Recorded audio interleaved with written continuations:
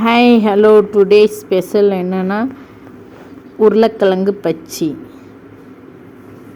அதாவது வாழைக்காய் பச்சி போட தான் பிளானு. இங்கே உள்ள வாழைக்காய் பஞ்சாபில் போய் ஃபஸ்ட்டு வாழைக்காய் பிடிங்கிட்டு வந்தோம். அந்த வாழைக்காய் ரொம்பவே உள்ளே ஏதோ ஒரு மாதிரி விதையாக இருந்துச்சு. அதனால் அதை கேன்சல் பண்ணிவிட்டு வேறு என்ன பண்ணேன், இன்றைக்கி பச்சி சாப்பிட்டே ஆகணும்னு சொல்லிட்டு சரி உருளைக்கிழங்க பண்ணிடலான்னு சொல்லிட்டு உருளைக்கிழங்க ஃபஸ்ட்டு தோல் சீவி எடுத்துக்கோங்க. எடுத்ததுக்கப்புறம் ரவுண்டாக நம்ம சிப்ஸ்க்கு கட் பண்ணுவோம் பாருங்கள், அந்த மாதிரி ரவுண்டாக கட் பண்ணி எடுத்துக்கோங்க. எடுத்ததுக்கப்புறம் அதை நல்லா கழுவி எடுத்து வச்சுக்கோங்க. அதுக்கப்புறமா ஒரு பாத்திரத்தில் கடல மாவு உங்களுக்கு எவ்வளோ, நான் வந்து 4 உருளைக்கிழங்கு மட்டும் கட் பண்ணிக்கிட்டேன். 4 உருளைக்கிழங்குக்கு தேவையான அளவு கடல மாவு. அதுக்கப்புறம் அதில் வந்து என்னென்ன சேர்த்துருக்கேன்னா கொஞ்சம் மஞ்சத்தூள், கொஞ்சம் காஷ்மீர் மிளகாய்த்தூள், கொஞ்சம் colour powder kesari colour powder, அப்புறம் கொஞ்சம் உப்பு, இன்னும் கொஞ்சம் சோடா, பஸ் 5 ஐட்டம் போட்டிருக்குறேன்.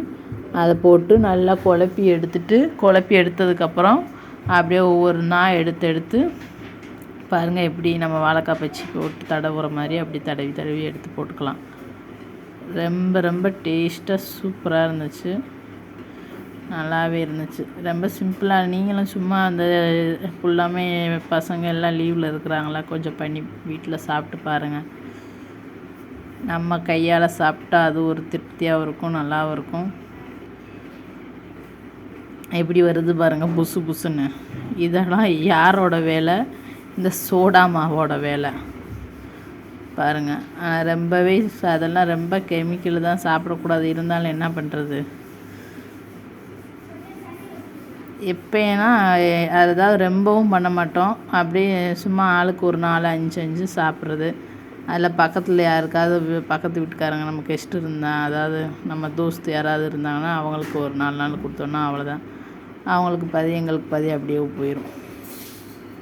அதனால் நம்ம ரொம்ப சாப்பிட்றது இல்லைல்ல. பாருங்கள் எவ்வளோ பொசுன்னு வந்திருக்குன்னு, சூப்பராக இருந்துச்சு பாருங்கள். இப்படிதான் நல்ல மாவை இப்படி தடவி எடுத்துகிட்டு, அதாவது ரொம்பவும் தண்ணியாகவும் இது பண்ணக்கூடாது. அதாவது நம்ம தோசை மாவு ஊற்றுவோம் பாருங்கள், தோசை மாவு அளவுக்கு அந்த மாதிரி இருந்தால் போதும். பாருங்கள் இப்படி தடவி விட்டுட்டு அதோட எடுத்து போட்டேன். சூப்பராக நல்லா பொசுன்னு வந்துச்சு. அந்த கலர் பவுட்ரு போட்டதுக்கு அதுக்கு நல்லா கலர்ஃபுல்லாக இருந்துச்சு. டேஸ்ட்டு ரொம்ப சூப்பராக இருந்துச்சு. இந்த ஒரு பொண்ணுக்கு, நேபாளிக்கார பொண்ணு கொடுத்துச்சு.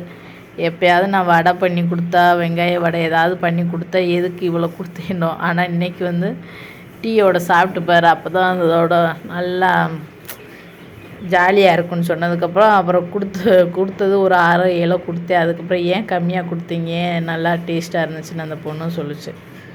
அப்படியே ரெடி பண்ணியாச்சு. ரெடி பண்ணி சாப்பிட்டதுக்கப்புறம் பாருங்கள் எப்படி வந்திருக்குன்னு, சூப்பராக வந்திருக்கான். என் மகன் வந்து கோவமாக உட்காந்துருக்கு அந்த பொண்ணு, அவங்க அப்பா எதை திட்டாங்கன்னு. பாருங்கள் எவ்வளோ சூப்பராக வந்திருக்குன்னு. அப்படியே டீயை போட்டு அதோட வச்சு சாப்பிட்டாச்சு. டெய்லி ஈவினிங் வந்து என்னோடய ஹஸ்பண்ட் வந்து வீட்டில் இருக்கிறாங்க லீவில்.